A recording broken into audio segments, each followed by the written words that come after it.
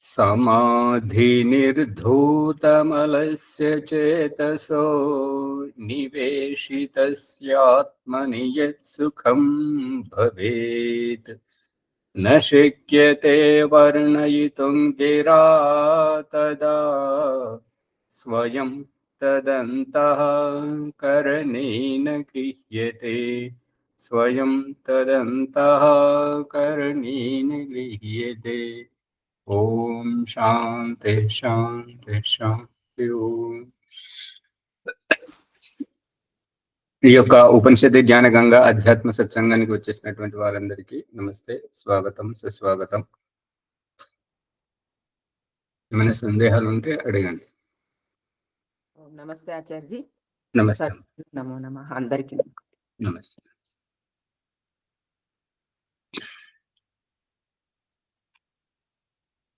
బృహదారణ్యక ఉపనిషత్తు 4వ అధ్యాయము 3వ బ్రాహ్మణము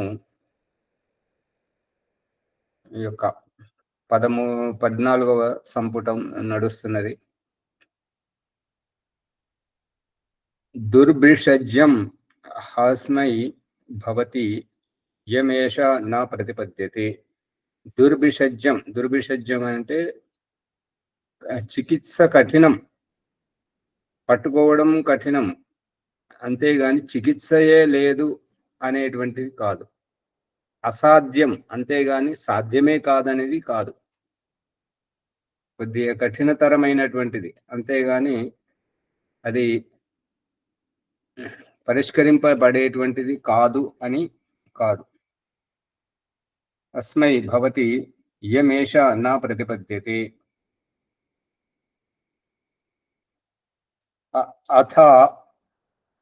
అథో ఖల్వాహురు జాగరిత దేశ ఏవాస్యేష ఇతి యాని హ్యేవ జాగ్రత్ పశ్యతి. ఈ యొక్క కలు ఆహు జాగరిత దేశ, జాగరిత అంటే మేల్కొల్పుగా ఉన్నటువంటి ఏవా అస్య ఏష యాని జాగ్రత్ పశ్యతి. మేల్కొల్పుగా ఉన్నప్పుడు ఈ యొక్క సహజంగా వర్తమానంలో జరుగుతున్నటువంటి పరిస్థితులను చూడడం జరుగుతుంటది. సుషుప్తి నిద్రలో పడుకొని ఉన్నప్పుడు ఎప్పుడో ఉన్నవి, ఎక్కడో ఎవరో చెప్తుండగా విన్నటువంటివి, ఎక్కడో జరిగినటువంటివి, ఏదో సందర్భంలో జరిగినటువంటి విషయాలు మాత్రమే వస్తుంటాయి. ఏవైతే మనసులో ఊహించుకొని ఉంటుంటారో అటువంటి విషయాలు మాత్రమే.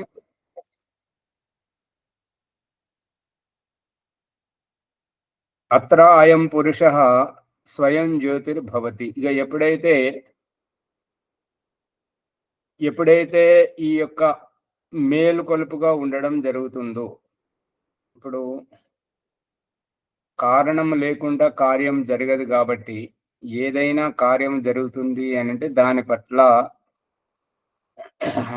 సక్రియమై ఉండడం. ఉదాహరణకు ఇదేంటంటే, ఏదైనా చప్పుడు వస్తే అది ఏంటో పసిగట్టడానికి నిశ్శబ్దం వహించడం, అందరినీ నిశ్శబ్దంగా ఉండమని చెప్పడం, ఆ వచ్చేటువంటి శబ్దాన్ని పసిగట్టడం. ఆ పసిగట్టేటువంటి తనం స్వయం జ్యోతి, ఆత్మజ్యోతి, మేలుగొల్పుగా ఉండడం. ఎప్పుడైతే స్వయం జ్యోతిని వెలిగించుకోవడం, జీవన జ్యోతిని వెలిగించుకోవడం జరుగుతూ ఉంటుంటుందో, సో అహం భగవతే సహస్రం దదామ్యే అథ ఊర్ధ్వం విమోక్షాయ బ్రూహీతి. నేను నీకు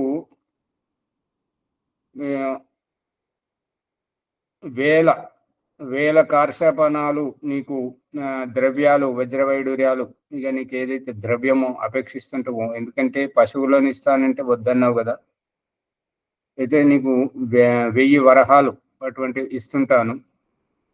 పైకి మోక్షంతోటి పైకి వెళ్ళేటువంటి ఆ రహస్యాన్ని, ముక్తి కోసం వెళ్ళేటువంటి ఆ రహస్యాన్ని చెప్పు అని చెప్పేసి జనకుడు యాజ్ఞవల్క్యుని అడిగాడు. సావాయేష ఏతస్మిన్ సంప్రసాదే రత్వా చరిత్వా దృష్ట్వైవ పుణ్యం చ పాపం చ పునః ప్రతి న్యాయం ప్రతి యోని ఆద్రవతి స్వప్నయా ఏవ యత్ తత్ర కించిత్ పశ్యతి అనన్వాగతస్తేన భవతి సా వా ఏష. ఇక ఆ రూపకంగా యాజ్ఞవల్క్యుడు ఏతస్మిన్ సంప్రసాదే, ఈ విధంగా దీనికి ప్రసన్నత చెందినటువంటి రత్వ అంటే ఈ దాంట్లో రమింపజేస్తూ దాంట్లో సంతోషపడి, చరిత్వ తదనుసారంగా, దృష్ట్వా కర్మలు ఏవైతే ఉన్నాయో మనం దీని రహస్యం అంతా యజుర్వేదము 40వ అధ్యాయము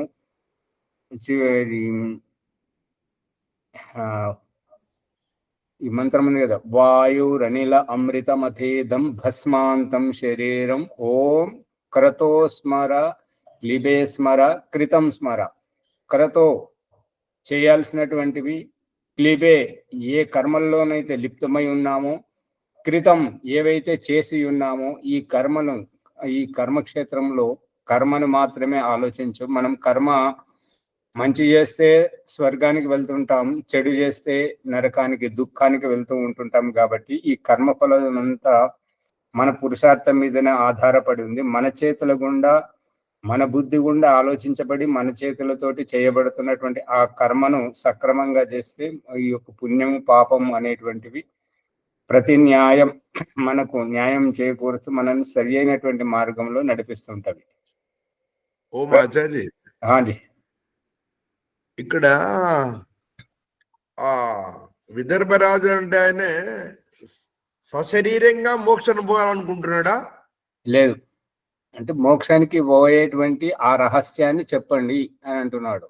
అంటే అంతే కదా. అంతే. అదే జ్ఞానోదయం అయితే మోక్షానికి వెళ్ళినట్టే కదా, ప్రత్యక్ష పరమేశ్వర సాక్షాత్కారం. అమ్మగారు ఎంత అమాయకంగా మాట్లాడవద్దు పొద్దున బ్రహ్మ ముహూర్తంలో. భీష్మ పితామహం దగ్గర జ్ఞానం తక్కువ ఉందా? ద్రోణాచార్యుని దగ్గర జ్ఞానం తక్కువ ఉందా? భీష్మ పితామహుడు వాళ్ళ కులవధువును వస్త్రాపహరణ చేస్తుంటే ఆ సభలో కూర్చుండి ఏమి ప్రతిక్రియ వ్యక్తం చేయలేదు, వద్దు అనలేదు, ఏది అనలేదు. అంటే తల దించుకొని కూర్చున్నాడు అంతే. మరి ద్రోణాచార్య చెప్పని విద్యకు, నేర్పించని విద్యకు గురుదక్షిణ తీసుకొని ఏకలవ్యుని వికలాంగుని చేసిండే కదా అర్జునుని గెలిపించడం గురించి. మరి చివరికి అదే ద్రోణాచార్య అర్జునుని వైపు ఉండకుండా ద్రవ్యానికి ఆశపడి దుర్యోధనుని వైపు ఉండి కౌరవుల పక్షాన ఉండి పరాభవాన్ని చెవి చూశాడు. ఆ రూపకంగా అంటే వాళ్ళకు జ్ఞానం లేదా? జ్ఞానం ఉన్నది, కానీ ఇప్పుడు ఒకటి ఉంటది కదా, అది సామెత ఏంటంటే జానామి ధర్మం నచమే ప్రవృత్తి, జానామి అధర్మం నచమే నివృత్తి. ధర్మం ఏంటో తెలుసు నాకు, కానీ దాంట్లో ప్రవర్తమానం అవడానికి నా బుద్ధి స్వీకరించదు. అధర్మం ఏంటో నాకు తెలుసు, కానీ దాని నుంచి నివృత్తి పొందడానికి నా బుద్ధి స్వీకరించదు. అమ్మగారు, రెండు ఇక్కడ విపరీత ధర్మాలు ఉన్నాయి ఆచార్య. ధర్మము అధర్మం. అదే అదే అదే ధర్మం ఏంటో తెలుసు, అధర్మం ఏంటో తెలుసు, కానీ నా బుద్ధి స్వీకరించదు వాటిని చేయడానికి, వాటిని వదిలేయడానికి. అధర్మాన్ని వదిలేయడానికి స్వీకరించదు, బుద్ధి ధర్మాన్ని స్వీకరించడానికి అంగీకరించదు. అది సూక్ష్మంగా ఆలోచిస్తే తప్పు ఆచార్య. మరి చాలా అర్థం కదా, చాలా తప్పు. అంటే ఆ మాట్లాడుతున్నటువంటి వ్యక్తి, ఇందాక వీరు అంటున్నారు కదా, ప్రభాకర్ గారు ఏమంటున్నారంటే, ఈ శరీరం నా నివాస స్థానం, నేను ఈ శరీరంలో ఉంటాను. అలాగే అన్నారా? ప్రభాకర్ గారు అన్నారా? భీమరావు గారు అన్నారా? భీమరావు గారు. ప్రభాకర్ గారు కూడా ఏదో అన్నారు. వారు ఏమంటున్నారంటే, ఈ శరీరం నా నివాస స్థానం. నివాస స్థానము వేరు, నివాసించేటువంటిది వేరు, నివసించే వారు వేరు. కానీ ఇక్కడ ఏం చెప్తున్నాడంటే భగవంతుడు, పట్టు పురుగు తాను ఆకులను తిని ఆ పట్టును తన చుట్టూ తానే అల్లుకొని అందులోనే ఉంటుంది. ఆ పట్టు తీయాలి అని అంటే వేడి నీళ్ళలో వేసి వాటిని చంపాలి. ఆ రూపకంగా ఈ నేను అనేటువంటి ఈ మాట్లాడేటువంటి ఆత్మ ఈ దేహం యొక్క యజమాని. ఈ యజమాని లేకపోతే దేహం లేదు. నివాసం ఉంటున్నాను అని అంటే ఇప్పుడు అపార్ట్మెంట్లలో కిరాయికి తీసుకునే వాళ్ళు, కిరాయి ఇల్లు వేరు, కిరాయికి ఉండడానికి వచ్చిన వారు వేరు. ఆ భావం వస్తుంది ప్రభాకర్ గారు. అవును. అందుకని అది సరైనటువంటిది కాదు. భగవంతుడు ఏంటంటే ఈ ఆత్మ ఉన్నప్పుడే, ఆత్మ తన కర్మఫలానుసారంగా ఏర్పాటు చేసుకున్నటువంటిదే ఈ శరీరం. ఆత్మ వెళ్ళిపోయిన తర్వాత శరీరానికి జీవితం లేదు. కుళ్ళిపోవడం, పాడైపోవడం. కుళ్ళిపోయి మనకు హార్ట్ చేసే ముందు మనం దానికి అంతిమ సంస్కారం చేసేయడం. అది మన స్వార్థం గురించి చేసుకుంటున్నాం. శరీరం నాది, దీనికి నేను స్వామిని. అంతే. విజయదుర్గమ్మ గారు ఏమైనా చెప్పాలా? అదే బొందితో కైలాసం అంటారు, దాని అర్థం ఏంటో, అర్థరహస్యం ఏంటో. ఏమంటారు? బొందితో కైలాసం అంటారు కదా స్వామి. బొంది ఏంటి? అదే శరీరం. కాయమే కైలాసం, కాయమే కైలాసం అని కొందరు అంటారు. కాయమే కైలాసం అంటే ఈ శరీరమే కైలాసం అనేటువంటిది కాదు స్వామి, బొందితో కైలాసం అంటారు అంటే అమ్మగారు శరీరమే కదా.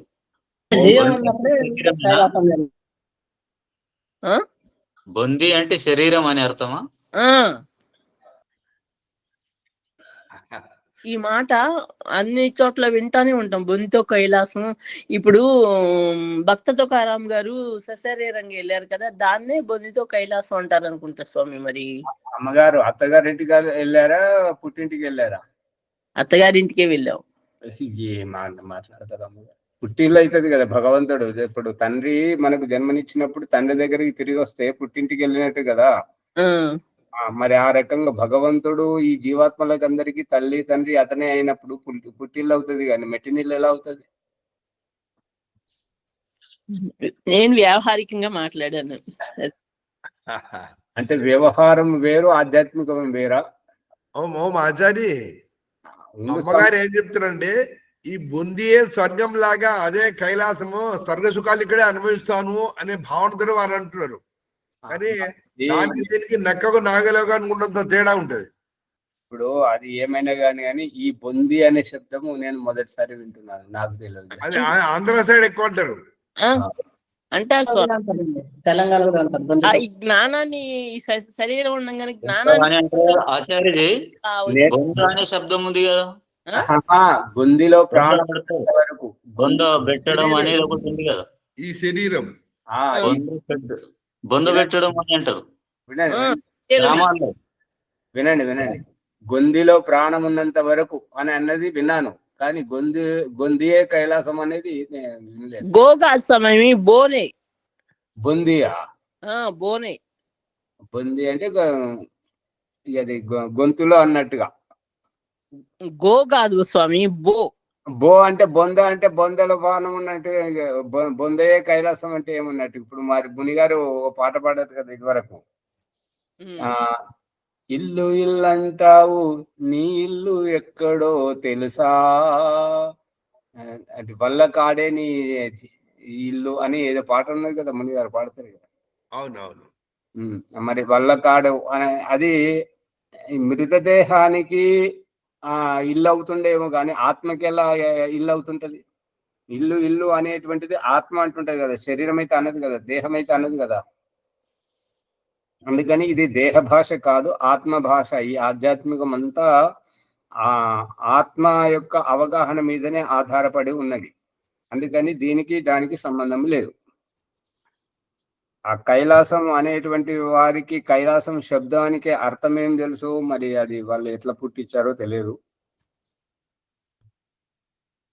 ఈ రకంగా మన కర్మ అనేటువంటిది మనము సక్రమంగా చేసినట్టయితే మనకు ఈ స్వర్గం ముక్తి అనేటువంటిది లభిస్తుంటది అని చెప్పేసి ప్రతి యోన్యాద్ ఏ యోనిలో ఉన్నానో సరే దానికి న్యాయబద్ధంగా ఏ కర్మ చేస్తే ఆ కర్మ అనుసారంగా కొంతమంది ధర్మ కార్యాలు చేస్తుంటారు, అధర్మ కార్యాలు కూడా చేస్తుంటారు. అబద్ధాలు ఆడడము మరియు దొంగతనం చేయడం అవి కూడా చేస్తుంటారు. మళ్ళీ దాన ధర్మాలు కూడా చేస్తుంటారు, మంచి కార్యాలు కూడా చేస్తుంటారు.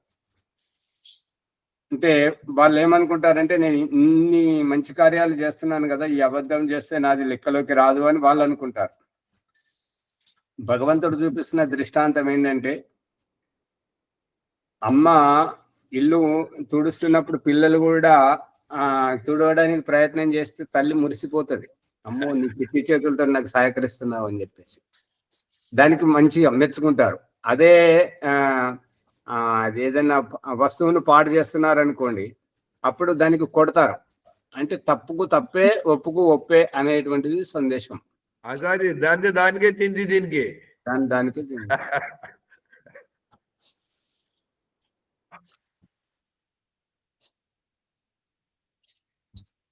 ఆచార్య జ్ఞానం చేసి వాళ్ళు అయితే చేయరు అలాగా. ఆచార్య జ్ఞానం లేదని చెప్పి అలాగే చేస్తారు, ధర్మకార్యాలు చేస్తారు, యజ్ఞాలు చేస్తారు, అన్నీ ఉంటాయి. ఆచార్య అమ్మగారు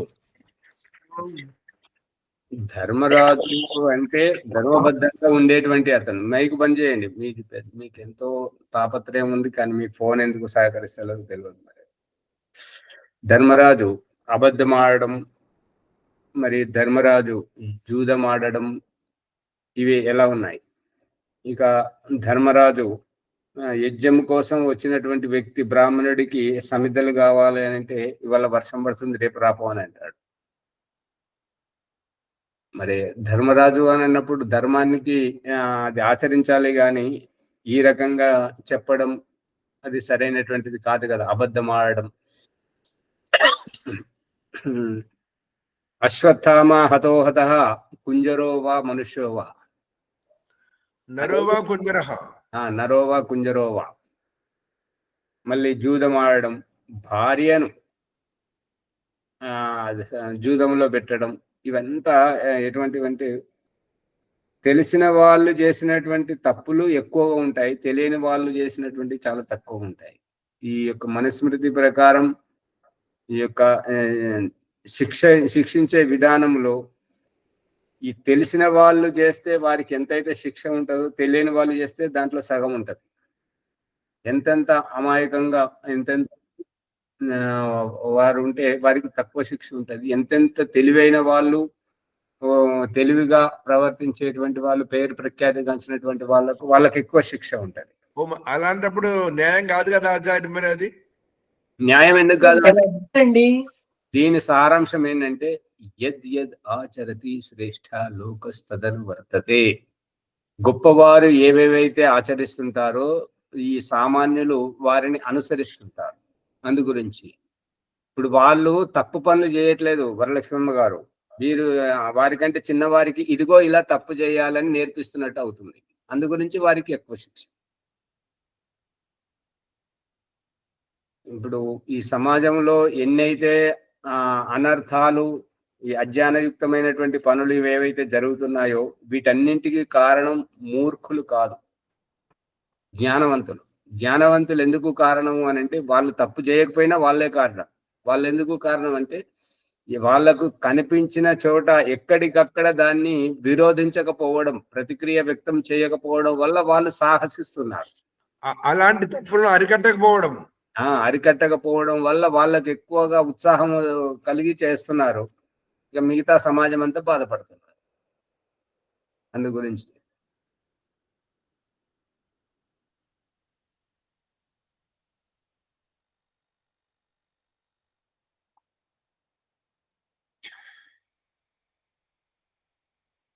స యత్ తత్ర కించిత్ పశ్యతి అనన్వాగతస్తేన భవతి. ఇప్పుడు ఏదైతే చూస్తున్నటువంటిది కనపడినటువంటి దాంతో పోలిక చేసుకోవడం. ఇప్పుడు ఫలానా, అదే వీరు ఫలానా వారిలాగానే ఉన్నారు అని అంటే ఫలానా అనేటువంటి పోలిక ఇదివరకు ఎప్పుడో చూసినటువంటిది, ఇదివరకు ఎక్కడో పరిచయం ఉన్నటువంటి ఆ సంపర్కం ఇక్కడ కలుస్తుంది అనమాట.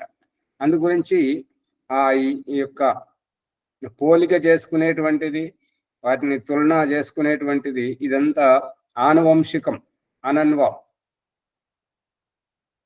మూలంతో కూడుకున్నటువంటిది. ఇక అపరిచితమైనటువంటి దాంతో మనం చూసినా చూడనట్టుగా వెళ్ళిపోవడానికి ప్రయత్నం చేస్తుంటాం, దాన్ని పట్టించుకునేది ఎక్కడ అని అంటే దాని మూలాలు ఇంకెక్కడో ఉన్నాయి. అది రహస్యం. అసంగో హ్యయం పురుష. ఈ పురుషుడు, ఈ జీవాత్మ అసంగుడు అంటే ఏంటంటే ఇంకొకరి సాంగత్యంలో ఉండనటువంటి వాడు, స్వతంత్రంగా కలిగినటువంటి వాడు. కాబట్టి ఇతన్ని పోల్చడానికి ఇంకొకటి లేదు. మరి ఈ మత సంప్రదాయ వాదములో భగవంతుడు మరి అసంగుడు అయినప్పుడు, అతనికి పోలికే లేనప్పుడు ఇలా ఉంటాడని చెప్పేసి మనిషి రూపాన్ని చిత్రీకరించడం, హయగ్రీవమని పశు పక్షులను చిత్రీకరించడం, ఇదే దేవుడు అని చెప్పేసి పూజించడం, ఇదంతా చేసేదంతా ఈ యొక్క అజ్ఞానం మినహా దీంట్లో ఆధ్యాత్మికం ఏమీ లేదు.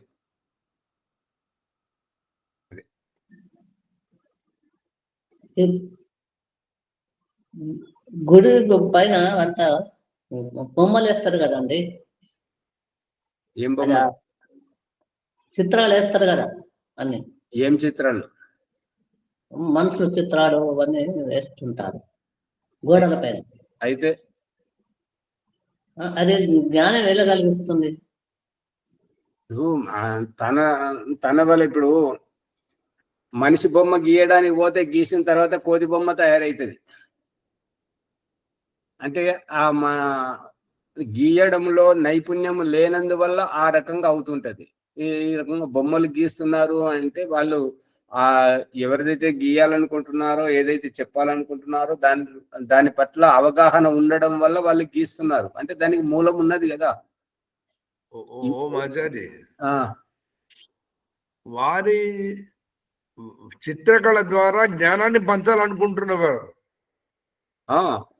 జ్ఞానాన్ని వారికి తెలిసింది ఈ రూపకంగా తెలియజేయాలి, తను ఎలాగైతే చూశాడో అదే విధంగా చెప్పాలని అనుకుంటున్నాడు కాబట్టి చిత్రం గీసి చెప్తున్నాడు అంతే.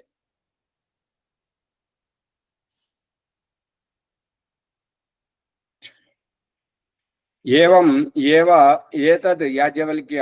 ఇక ఇంతవరకు చెయ్యి యాజ్ఞవల్క్య, దీనివల్ల నాకు అత్యంత ఉపకారం చేసిన వాడు అవుతుంటావు అని చెప్పేసి జనకుడు అనగానే యాజ్ఞవల్కుడు ఏమంటున్నాడంటే, సోహం భగవతే సహస్రం దదామి ఊర్ధ్వం విమోక్షాయ బ్రూహీతి.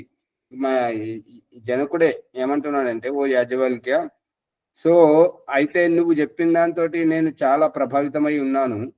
భగవతే సహస్రం దదామి, నీకు ఒక వేల కొలది, ఏదైనా ద్రవ్యమే అనుకోండి, ఇంకేమైనా అనుకోండి, సహస్రం దదామి, ఒక 1000 ఇస్తాను. ఊర్ధ్వం విమోక్షాయ అంటే పైకి మోక్ష స్థితికి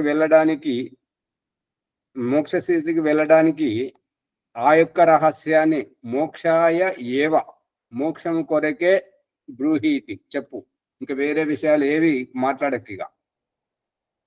సావా ఏష ఏతస్మిన్ స్వప్నే రత్వా చరిత్వా దృష్ట్వా పుణ్యం పాపం పునః ప్రతిన్యాయం ప్రతి యోన్యాద్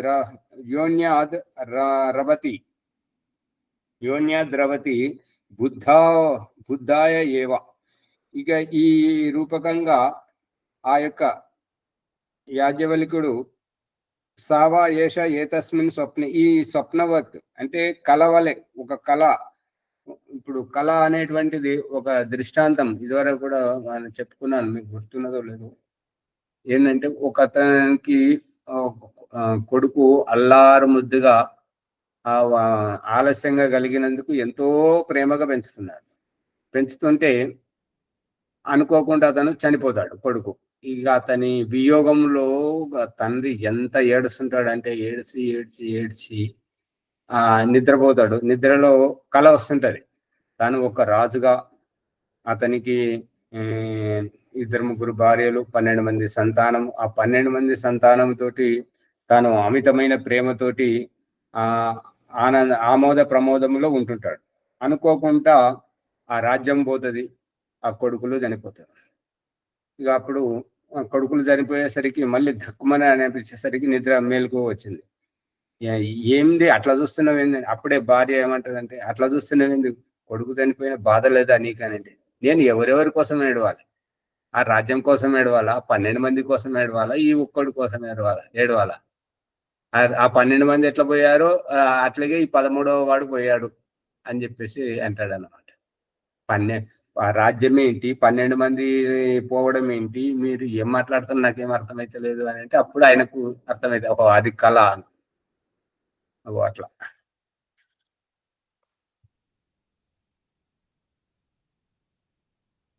స్వప్నంలో రమిస్తూ ఉన్నప్పుడు తదనుసారంగా ఆ కళలో కనిపిస్తున్నటువంటి వ్యవహారంలో చరిత్వ దాంట్లో వ్యవహరిస్తున్నప్పుడు మనం పాత్రధారులమైనప్పుడు, ఇప్పుడు ఎవరైనా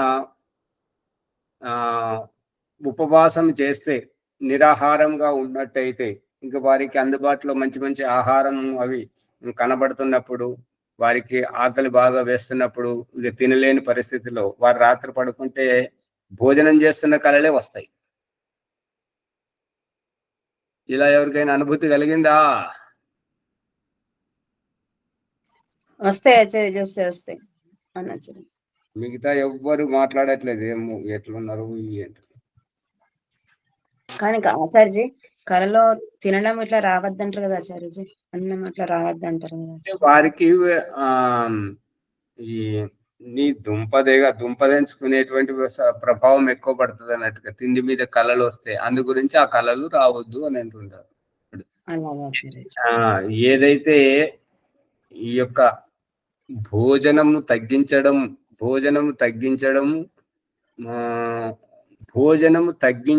ఒక్కటి, భోజనం అవసరమే లేకుండా చేసుకోవడం ఇంకొకటి. ఏది బాగుంటది? తగ్గించడం బాగుంటుంది. తగ్గించి సాధనం మీద లేకుండా చేసుకోవాలి. అవసరం అన్నట్టు తీసుకోవాలి ఆచార్య. భోజనం తగ్గించిన ఆచార్య, భోజనం అవసరం లేకుండా చేసుకున్నా ఈ శరీరం మొత్తం క్షీణించిపోతుంది. రెండు జరుగుతున్నాయి ఇప్పుడు ఇక్కడ. ప్రభాకర్ గారు, శరీరంలో ఉన్న జీవాత్మ శరీరాన్ని రక్షించుకోవాలా, లేదా శరీరాన్ని వదిలేసి భోజనాన్ని త్యాగం చేయాలా? ఎట్లా? ఇప్పుడు ప్రభాకర్ గారు, తగ్గించడము అని అంటే తగ్గించేటువంటి పరిస్థితులు వేరువేరుగా ఉంటాయి. ఒకటేమో తినడానికి దొరకకపోయినప్పుడు తగ్గించడం, ఇక రెండవది తినడానికి పదార్థం చాలా ఉంది, తినాలనే ఆతృత ఉంది, కానీ షుగర్ పెరుగుతుందని చెప్పేసి తీపి పదార్థాలు తిననీయకుండా ఆపేస్తుంటారు. ఇక మూడవది పిసినారితనంతో ఆకలి ఎంతున్నా 1-2 పుల్కలే తింటుంటాడు, తను తినడు, ఇంకొకరిని తిననీయడు. అర్థమవుతుందా? ఇక మునిగారు విషయము, ఈ భోజనం తోటి శరీరాన్ని పోషించడం, ఆత్మను పోషించడం కాదు. పతంజలి మహర్షి చెప్తున్నది ఏంటంటే, భోజనం తోటి శరీరాన్ని పోషించి ఇన్నాళ్ళు బతికావు, సరే ఇప్పుడు నువ్వు ఆత్మను పోషిస్తే, ఆత్మ తృప్తి పడితే దేహం అక్కర్లేదు కదా. కంటకోపేక్ష పిపాస నివృత్తి. ఈ నివృత్తి, తృప్తి అనేటువంటిది దేనికి? ఈ అక్రియ ధ్యానంలోకి వెళ్ళి చూస్తే క్రియ అసంతృప్తి అర్థమైతే తృప్తి అర్థమవుతుంది. అసంతృప్తి ఏంటి అంటే లోటు ఎక్కడ వచ్చింది? ఎవరిలో వచ్చింది? దేహంలో లోటు ఉందా, ఆత్మలో లోటు ఉందా? శరీరం యొక్క అవసరం ఎవరికి ఉన్నది? శరీరానికి, ఆత్మకు ఉన్నదా లేదంటే శరీరానికి ఉన్నదా? శరీరానికి లోటు ఉండడానికి, శరీరము ఆ లోటును గుర్తించడానికి అది చేతనం కాదు, జడము. కాబట్టి శరీరంతో ఇప్పుడు ఈ వస్త్రానికి శరీరం అవసరమా, ఈ వస్త్రము ఈ శరీరంలో ఉన్న ఆత్మకు అవసరమా? ఎవరు ఎంచుకున్నారు ఈ రంగును ఈ విధంగా కుట్టడము, ఇటువంటి అందంగా ఉండేటువంటి ఈ వస్త్రాలను, ఈ పాదుకలను, చెప్పులను కానివ్వండి, కటింగ్లు కానివ్వండి, ఆభూషణాలు కానివ్వండి, ఇల్లు కానీ, భార్య కానీ, భర్త కానీ ఎంచుకున్నది ఎవరు? ఎవరికి కావాలి? శరీరానికి తెలియదు కాబట్టి ఆత్మకు కావాలి. ఆత్మకు కావాలి. ఆత్మకు కావాలన్నప్పుడు ఈ ఆకలి ఎవరికి వేస్తుంది? ఆకలి ఎవరికి వేస్తుంది? దాహం ఎవరికి వేస్తుంది? ఆకలితోటి తృప్తి, భోజనం చేసిన తర్వాత తృప్తి పడుతున్నది ఎవరు? దాహం తీర్చుకున్న తర్వాత తృప్తి పడుతున్నది ఎవరు? ఆత్మనే ఆచార్య. శరీరానికి ఆకలి, తృప్తి పడేది ఆత్మ. శరీరానికి ఆకలి కూడా తెలియదు కదా. ఆధ్యాత్మికలో చూస్తే ఆత్మనే తృప్తి పడుతుంది. శరీరానికి అవసరమైనటువంటి అన్నం ఇవ్వకపోతే శరీరం క్షీణిస్తుంది కదా, అప్పుడు ఎట్లా? కాదు, ఇప్పుడు వాహనం నడిపించేవారు బండిలో నూనె లేదు, పెట్రోల్ లేదు. ఇప్పుడు బండికి అవసరమా పెట్రోలు? మనం గమ్యం చేరడం ముఖ్యమా? మనం గమ్యం చేరాలి కాబట్టి, గమ్యం చేరడం ముఖ్యం కాబట్టి మనకు సాధనం వాహనం. వాహనంలో ఇంధనం లేదు. ఆ ఇంధనం యొక్క అవసరము మనం దాన్ని పూర్తి చేస్తేనే అది మనల్ని తీసుకెళ్తుంది కదా. అదే అవసరం ఉన్నంత అయితే ఇవ్వాలి కదా. అవసరాన్ని గుర్తించేది ఎవరు? శరీరం. ఆత్మ. ఆత్మ కాదు, ప్రభాకర్ గారు అంటున్నారు శరీరం గుర్తిస్తుందంట. కాదు, శరీరం గుర్తించదు ప్రభాకర్.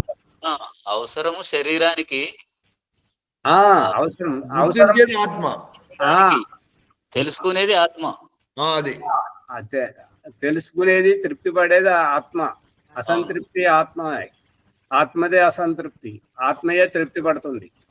శరీరానికి ఇంధనం అవసరం అని తెలుసుకునేది ఆత్మనే కదా ఆచార్య. అవునవును అవును. అందుకే నాది నిండింది అంటుంది. అవును. తినేటప్పుడు నేను తింటున్నా అని కూర్చున్నా, తిన్న తర్వాత నాది నిండింది అని అనేది నేను వేరు, నా దేహం వేరు. అంతే. నాది నిండింది అనేది ఆత్మ. దేహానికి అసలు ఏమీ తెలియదు కదా, నాకు కావాలి అని గాని వద్దని గాని. కాకపోతే నాది అనేటటువంటిది ఆ పేరుతోటి ఆత్మనే సంబంధం అంతే. అది సంబంధం తోటి దూరం వస్తువును కలుపుకోవడానికి నాది అనడం. అవును.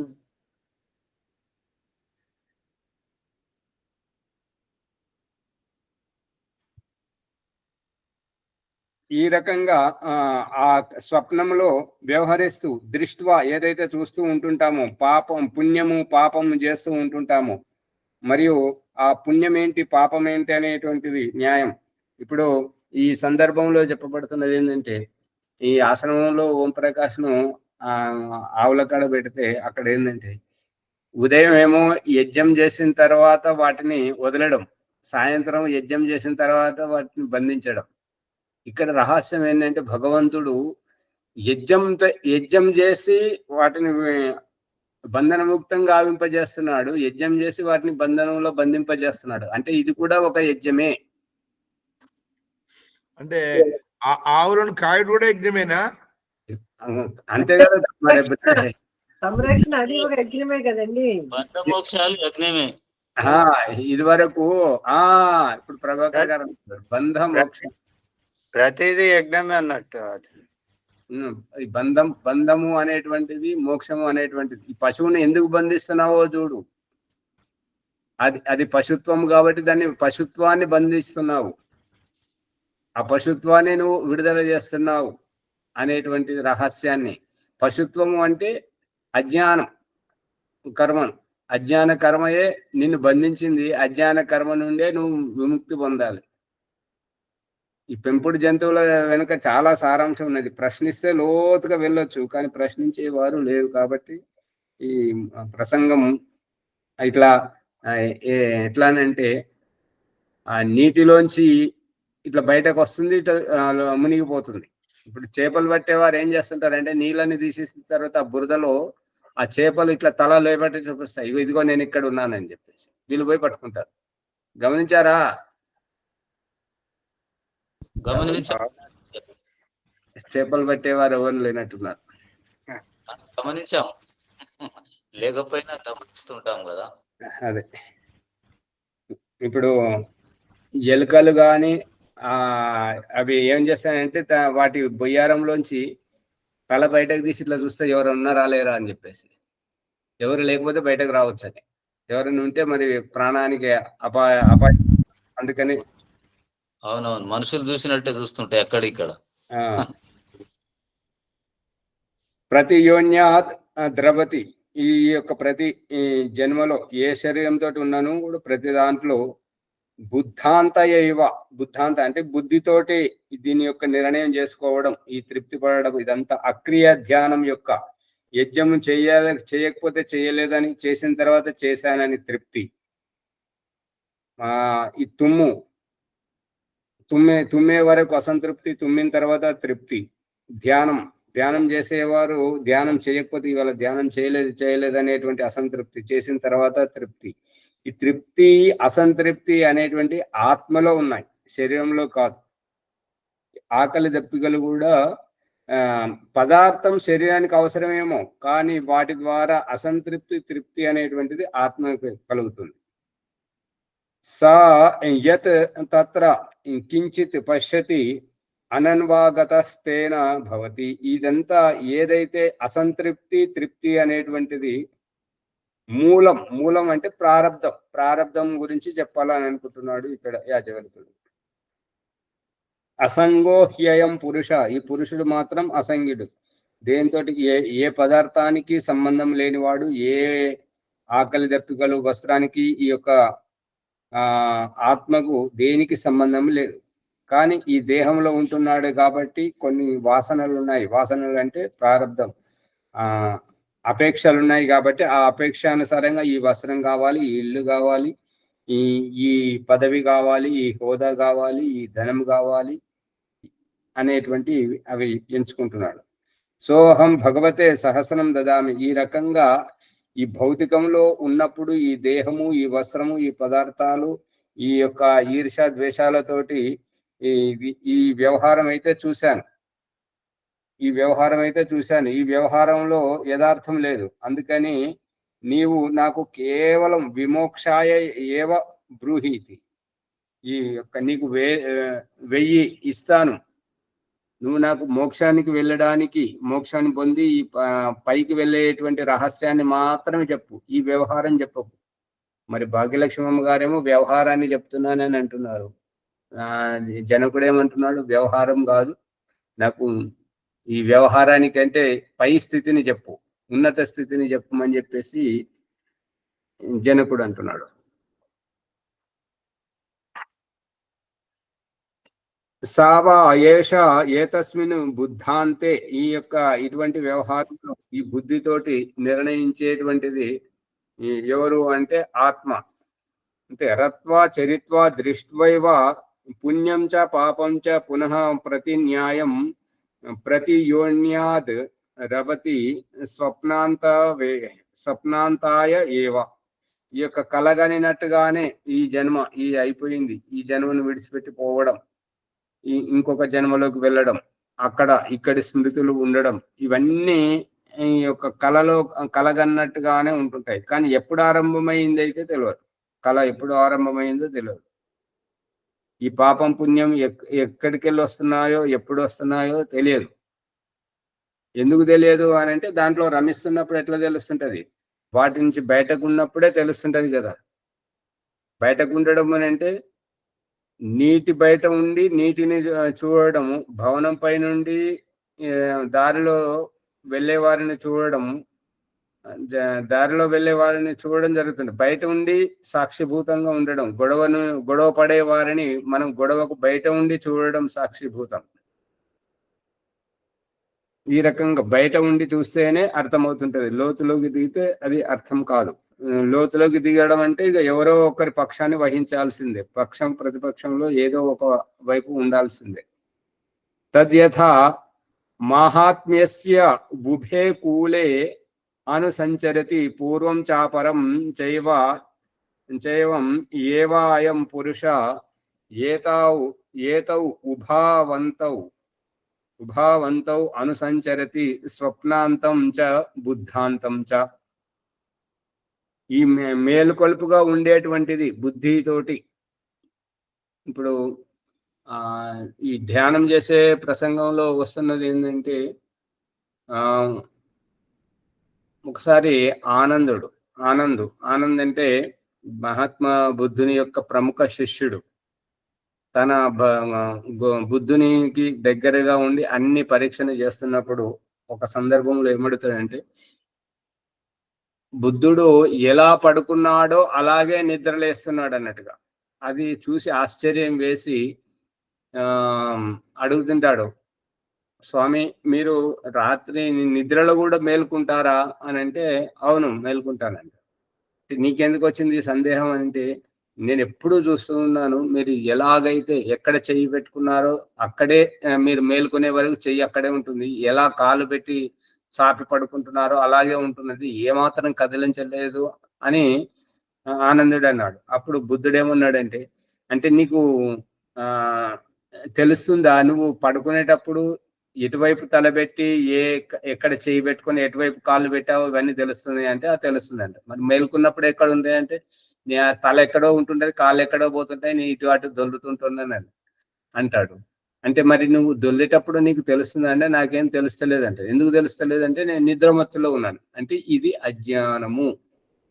నిద్రలో కూడా మనము ఈగ దోమలు గరుస్తుంటే దోమను కొట్టేది కూడా మనకు తెలియాలి, కాలు కదిలిస్తే కాలు కదిలేది కూడా మనకు తెలియాలి. ఇది నిద్రలో ధ్యానం. మాట్లాడుతుండేటప్పుడు అక్కడ ఎదుటి వ్యక్తి ఏమి మాట్లాడినా మనం తొందరపడి నోరు జారకుండా ఉండడం, వెనుక ముందు ఆలోచించడం, ఇది మాట్లాడుతుండేటప్పుడు చేసే ధ్యానము. నవ్వేటప్పుడు ఎంత సందర్భం వచ్చినా పగలబడి నవ్వాల్సినటువంటి సందర్భం, ఎదుటి వాళ్ళు అలా నవ్వుతున్నా కూడా మనము మాత్రము మన బలహీనతలు, ఇప్పుడు పక్కపక్కమని నవ్వుతుంటే కొంతమందికి ఎదుటి వాళ్ళ మీద తుంపిళ్ళు పడుతుంటాయి, నోట్లో దుర్వాసన వస్తుంటుంటది, ఏ పన్ను ఊడిపోయింది, నాలుక మీద ఏ మచ్చలు ఉన్నాయి అన్ని కనపడతాయి. మన బలహీనతలని బయట కనబడుతుంటాయి. బలహీనతలు బయట పెట్టకూడదు, ఎవరికి చూపించకూడదు. అందుకని ఆధ్యాత్మిక క్షేత్రంలో ఉన్నటువంటి వారు నవ్వడము అనేటువంటిది కూడా చాలా తక్కువ. ఎందుకు అంటే సుఖ దుఃఖాలకు అతీతంగా ఉండాలి, సాక్షిభూతంగా ఉండాలి. కాబట్టి వారు దానిని నియంత్రించుకోవడం. ఇప్పుడు కొంతమంది యజ్ఞం మీద కూర్చుంటారు, అందరిని పిలుస్తారు, ఆ యజ్ఞం మీదనే ఆ చెంబెత్తి తాగుతూ ఉంటుంటారు. అది అశిష్ట వ్యవహారం. మనమైతే దాహం వేస్తుందని నీళ్లు తాగుతున్నాం, కానీ ఎదుటి వారు మనం నోరు తెరిస్తే ఎన్ని పనులు ఉన్నాయో చూస్తుంటారు, ఆ పనులు తోమిన వాళ్ళు ఏదో చూస్తుంటారు, నాలుక మీద పాచి అన్ని కనబడతాయి. ఎందుకు అవన్నీ అవసరమా? కొద్దిగా ఓపిక పడితే అది అయిపోయిందంటే ఇంట్లోకి పోయి తాగొచ్చు. మళ్ళీ ఇంకా కొంతమంది అయితే పిల్లలకు పాలు కూడా అక్కడే ఇస్తుంటారు. అది నలుగురిలో ఇవ్వకూడదు, అది సరైనటువంటిది కాదు. పిల్లలకు అవన్నీ నేర్పిస్తే వాళ్ళు ఆ రకంగా మర్చుకుంటారు. సమయం అయిపోతుంది కాబట్టి సమయం యొక్క మర్యాదలు ఉండాలి. ఈ యొక్క ప్రసంగాన్ని ఇక్కడనే ఆపేస్తున్నాం. మునిగారు ముందుకు నడిపించండి.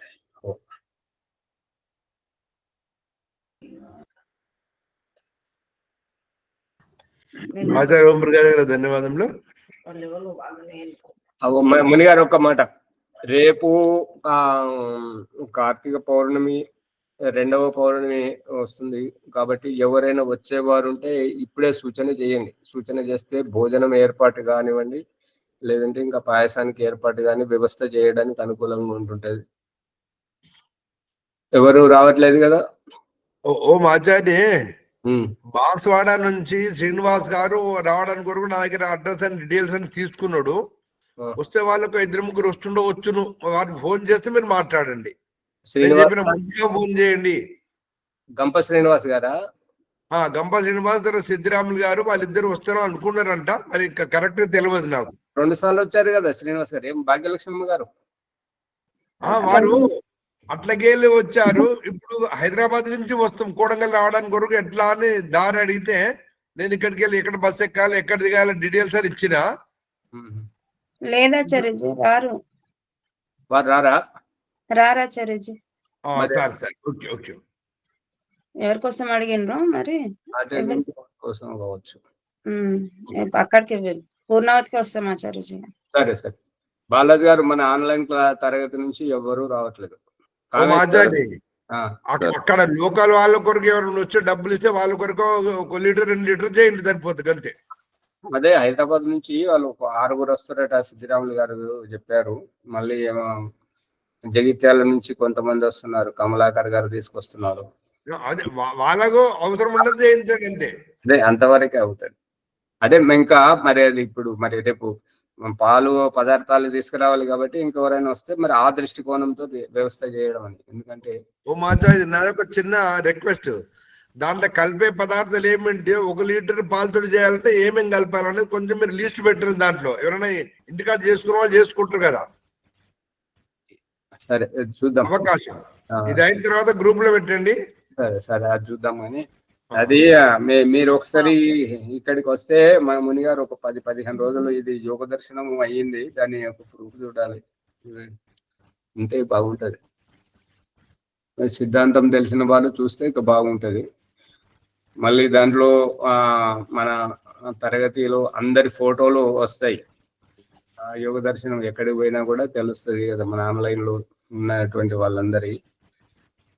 కాబట్టి ఇది ప్రూఫ్ చూడాలి. దాదాపు 320 పేజీలకు వరకు వచ్చాయి. ఇప్పుడు పూర్ణావతికి ఎట్లయినా వస్తాం కదా ఆచార్య. మరి అప్పుడు తీసుకొని అప్పటి వరకు చూస్తే మరి దాని తర్వాత ముద్రణ చేయొచ్చు కదా అని. అట్లా మీకు చూడండి, వీలుంటే రాని. నేను కొద్దిగా వేరే పనిలో పోతున్నా ఆచార్య. సరే సరే, ముందు నడిపించండి, అయిపోయింది. ఆచార్య ఓంబర్ గారు ధన్యవాదములు. ప్రభాకర్ గారు చెప్పండి.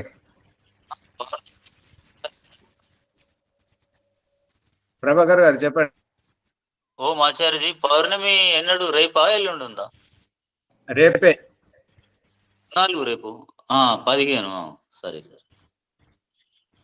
ఇక్కడ మన ఆన్లైన్ క్లాస్ లో యజ్ఞం చేస్తామా ఆచార్య రేపు? అవును, జరుగుతుంది కదా, యజ్ఞం జరుగుతుంది యథావిధిగా. యథావిధిగా ఉంటుంది, దాంట్లో మార్పం లేదు. ఎవరైనా యజ్ఞంలో ఎవరింటే వాళ్ళు చేసుకునే వాళ్ళు సిద్ధంగా రెడీ ఉండాలని పనివి. బాలాజీ గారు ఏమైనా చెప్పాలా? ఆచార్జీ, పవన్ రేపు సాయంత్రం కలుస్తుంది ఆచార్జీ. అవునవును. బాలాజీ గారు ఏం చెప్పేది లేదు కదా. సరే, ఓకే. ముని గారు ముందు ఉంది. ఈ రోజు ఎవరు బిడ్డ మరి అగ్ని ఈరోజు సంధ్య ఎవరు చేపిస్తున్నారు? బాలాజీ గారు అని నేను చేపిస్తాను ఒప్పుకున్నారు. చేస్తారా? చేయించండి బాలాజీ గారు. ఆ పుస్తకం పట్టుకొని మంత్రం మెల్లి చదువుతుంది, అభ్యాసం అవుతుంది. ఓం వైద్య సంధ్యోపాసన బాలాజీ గారు చేయించని ప్రార్థన. ఓం. ఈ ఎపిసోడ్ ను లైక్ చేయండి, షేర్ చేయండి. ఈ ఎపిసోడ్ ను లైక్ చేయండి, షేర్ చేయండి, సబ్స్క్రైబ్ చేయండి. పక్కన ఉన్న గంట సింబల్ గట్టిగా నొక్కండి. 1-2 సార్లు వినండి ప్రార్థన. ఓం. ఓం అమృతోపస్తరణమసి స్వాహ. ఓం అమృత పిధానమసి స్వాహ. ఓం సత్యం యశశ్రీర్మయి శ్రీ శ్వేతాం స్వాహ. ఆచమన మంత్రం. ఓం శన్నో దేవీరభిష్టయ ఆపో భవంతు పీతయే శ్రేయోరభిస్రవంతు నః. ఇంద్రియ స్పర్శ మంత్రం. ఓం వాక్ వాక్. ఓం ప్రాణః ప్రాణః. ఓం చక్షు చక్షు. ఓం శ్రోత్రం శ్రోత్రం. ఓం నాభిః. ఓం హృదయం. ఓం కంఠః. ఓం శిరః. ఓం వాయుభ్యాం యశోబలం. ఓం కరతల కరవృష్టే. మర్చన మంత్రం. ఓం భూహ. ఓం పునాత్. ఓం భూ పునాతు శిరస్సి. ఓం భూ పునాతు నేత్రయో.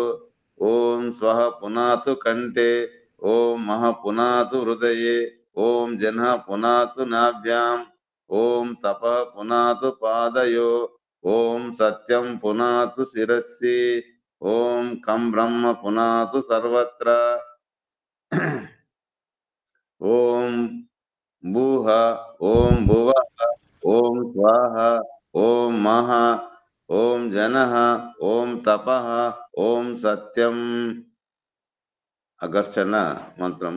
ఓం ఋతం చ సత్యం చ విబ్దా తపస్సో జజాయత తతో రాత్రాజాయత తతః సముద్రో వర్ణవః సముద్రాధరణవాదది సంవత్సరో అజాయత అహోరాత్రాని విదదాదిష్టస్య మిషతో వసి సూర్య చంద్రమసౌ ధాత యదా పూర్వమకల్పయత్ దివం చ పృథ్వీం చ అంతరిక్షం మధు స్వాహా. అథ ఆచనము. ఓం శన్నో దేవీరభిష్టయ ఆపో భవంతు పీతయే శయ్యోరభిస్రవంతు నః. మనస పరిక్రమం. ఓం ప్రాచీదిగగ్నిరధిపతి రచితో రక్షితాదిత్య ఇషవః తేభ్యో నమో దిపదిభ్యో నమో రక్షితభ్యో నమ యశభ్యో నమ ఏభ్యో అస్తు. యో ఆస్మాన్ దేష్ట్రియం వయం దిస్మస్తం ఓ జంబే దద్మః.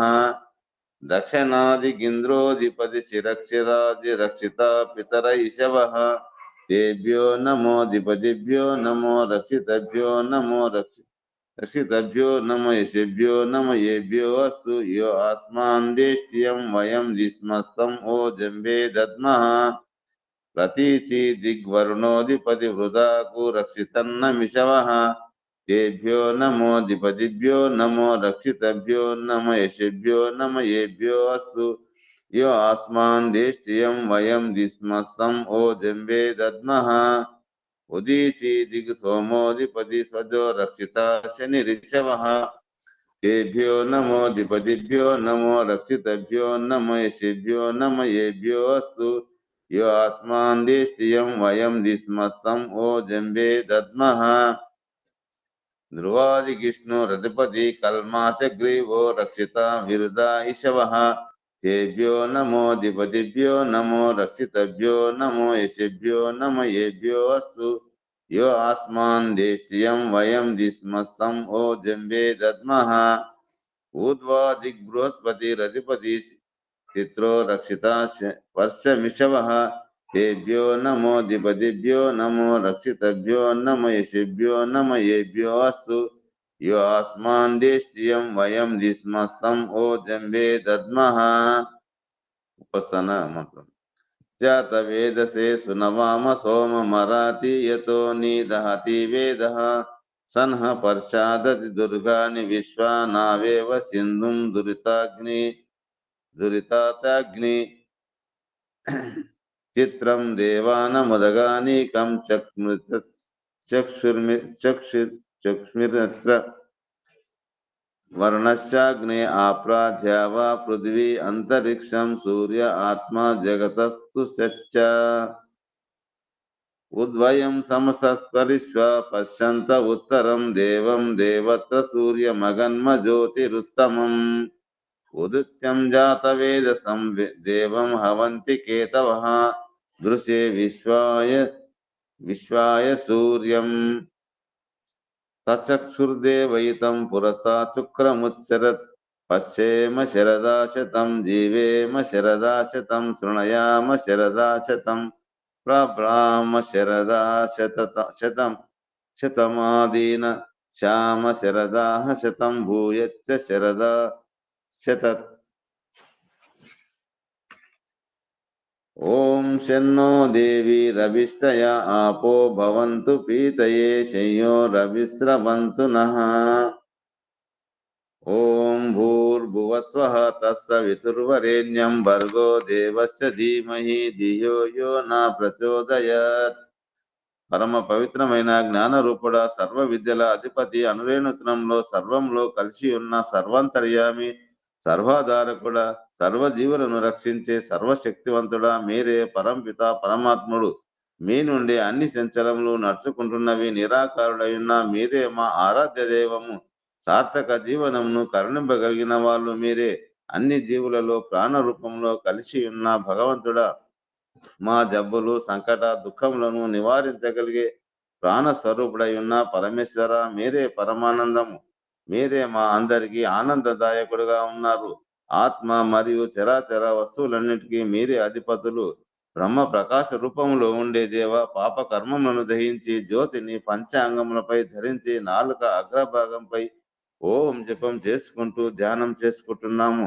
హే పరమిత పరమేశ్వర, సంతోష ఆనందమును అనుగ్రహించి మమ్ము సన్మార్గంలో నడిపించు భగవాన్.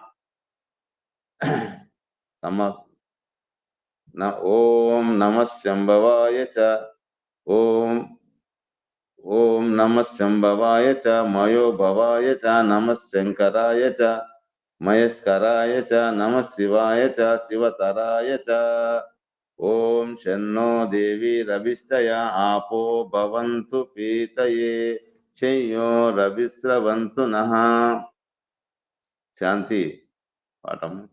ఓం ద్యౌ శాంతి, అంతరిక్షం శాంతి, పృథివీ శాంతి, రాప శాంతి, రోషదే శాంతి, వనస్పతయ శాంతిర్వే దేవం శాంతి, బ్రహ్మ శాంతి, సర్వం శాంతి, శాంతిరేవ శాంతి, సామా శాంతిరే. ఓం శాంతి శాంతి శాంతి. ఓం నమస్కారం స్వామి. నమస్తే. భయపడుతున్నారు, భయపడవద్దు. సరే సార్. మొదటిసారి కదా. బాలరాజు గారు, మీరు ఏమనుకోకపోతే మీరు ఏ టైంలో కూడా ఆన్లైన్ చెప్తే ఆచార్య గారు ఎవరైనా అనుకోతే నేను చెప్తాను. మీరు సాయంత్రం